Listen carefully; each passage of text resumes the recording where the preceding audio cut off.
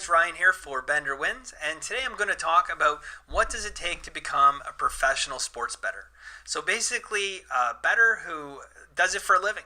You have no other job other than just betting on sports. So I'm going to discuss a couple things that you'll need to know. So first off, what kind of winning percentage do you need to become a professional sports bettor? What kind of bankroll size do you need to get started? Your bet sizing. How does that change once you're a professional sports bettor versus an amateur sports bettor? And just talk about some ways you can maximize profits once you are a professional sports bettor. So to start with, let's look at the obvious. You need to be a winner, okay? So what kind of win percentage do you need to be a professional sports bettor? It's not an easy question because there's all kinds of different win percentages that people can make a living off of, and it depends on volume and if you're specializing in one sport or you're betting on all kinds of different sports. But as a general rule of thumb, you need to be a consistent winner for an extended period of time. So just because you had a week where you hit 61% or you had a month where you hit 58%, is not indicative of how the rest of your sports betting career is going to go. So the very first thing I would say, if you haven't done this already and you're interested in becoming a professional sports bettor, you need to track your bets for at least a year, if not 2 years, for an extended period of time, and you need detailed records of exactly what your win percentage is on each sport. Okay? I know guys are absolutely phenomenal college football handicappers, but absolutely terrible hockey handicappers. They can't handicap hockey. Same thing. There's great baseball guys out there, and there are guys out there who are just all around good handicappers. They know the things to look for. But as a general rule of thumb, my goal every season is to hit 55%. Now, I know that sounds really, really low, especially when there's all those scam handicapping services out there saying they hit 70% winners and 85% winners, and it doesn't happen, guys, okay? If you ask any professional sports bettor, a legit professional sports bettor, not someone trying to sell you their picks, but a legit professional, that's what they're going to tell you, okay? Some might have a goal of saying they want to hit 56%. You know, some maybe 57% if they're playing just select games. And guys that play high volume, they're making a happy living hitting 54%, okay? But if you're hitting 55%, I can assure you, you can make a really good living. But don't deceive yourself because you've had, a good week or a good month. You need to see that you can hit this 55% target over a long period of time. Okay? If you're playing high volume, you're playing lots of sports, hit 54%. Okay? You can make good money hitting 54%, especially if you're using a reduced juice book. Let's get into bankroll size. So the two kind of go hand in hand, but in order to start as a professional sports bettor, and I'm sorry to say this, you cannot do it for less than $100,000, okay? You need $100,000 to start being a professional sports bettor, okay? And there's people out there that'll tell you, no, you could do it with 20 or you could do it with 50. If you want to do it properly, you need $100,000, and I'll tell you why. As a professional sports bettor, your max bet is going to be 1% of your bankroll, okay? As a casual sports bettor, I know there's guys out there that, they bet 10 to 15% of their bankroll on one game. You can't win doing that. I guarantee you can't win. You're eventually going to go bust doing that. Your average, sports bettor who's conscious about their bankroll might be betting 3 to 5% per game, maybe 2% if they're conservative. But as a professional, when this is your living and your bankroll is your livelihood, that's your business, you got to be betting 1%. Now, a few times a month, I'll have a game where, every indicator on earth says this is a great game. And I think I can hit those games, over 60% because they don't come up very often where the stars align basically. I'll go 1.5%, but I'll never go more than 1.5%. So with that being said, my bet sizing with a $100,000 bankroll is going to be $1,000 to $1,500 per game. So hitting 55%, again, you're winning 55%, but you're losing 45%. So you have to be able to make enough money with that profitability and be over. So it's 52.4% is what you need to hit to beat the sports books.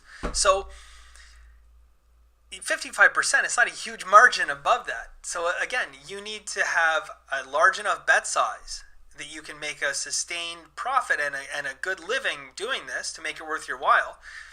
But also, you need to be able to weather the downside to this. Because if you're betting 5% per game and you have a few losing weeks, your bankroll and your dream and your career as a sports bettor could be over. So again, guys, that's why I say if you're going to do this and you want to do it right, you're going to need $100,000. How do you get $100,000? Well, glad you asked.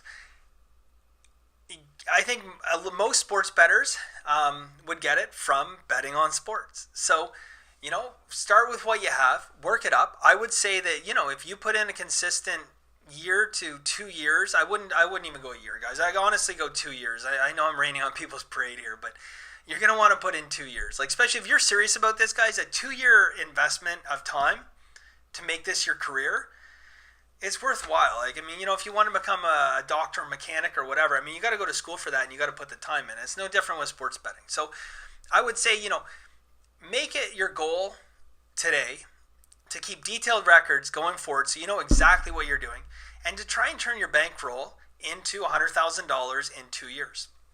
Now, in order to do that, obviously you're going to need some pretty serious bankroll management skills.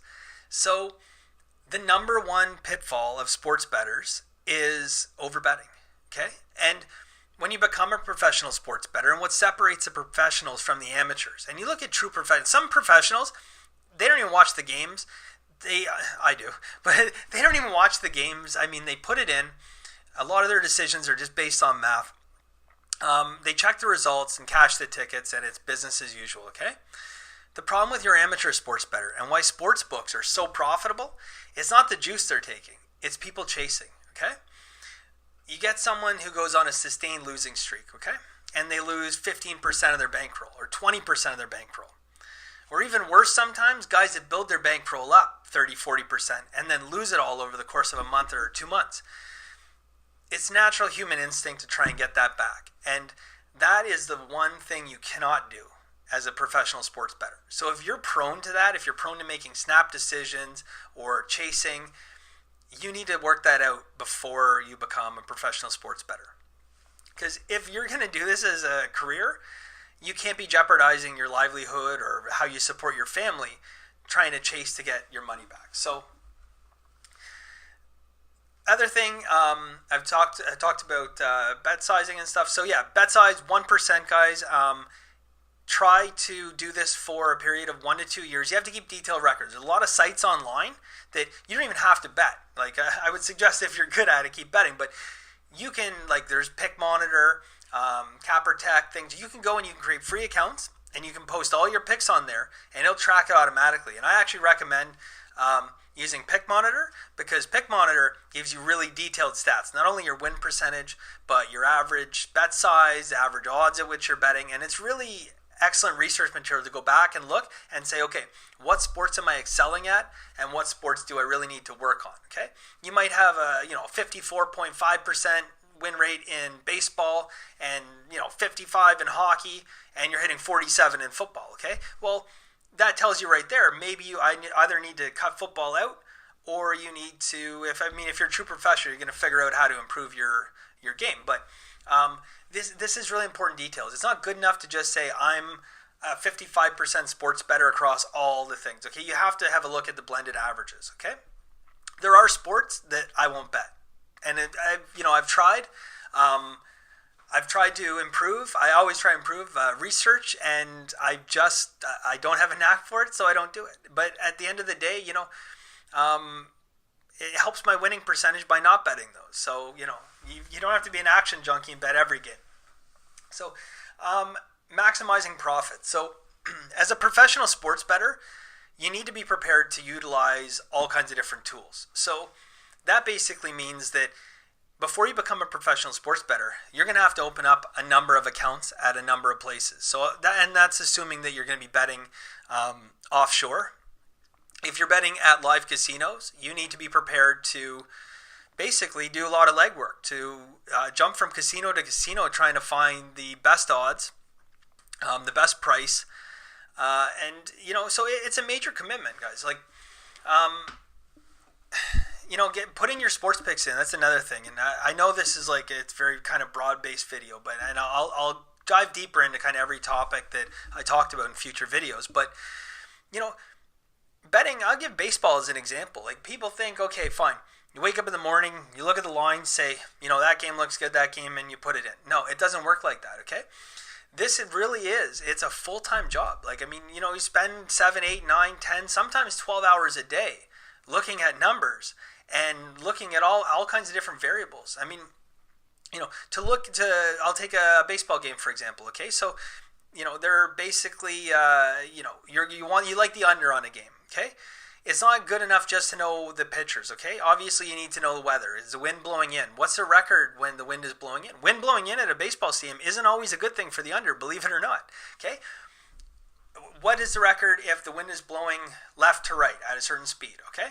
Fine, you have that. Now, if it's the first game of the series, maybe they haven't released the umpires yet, okay? Are you getting an over ump or an under ump?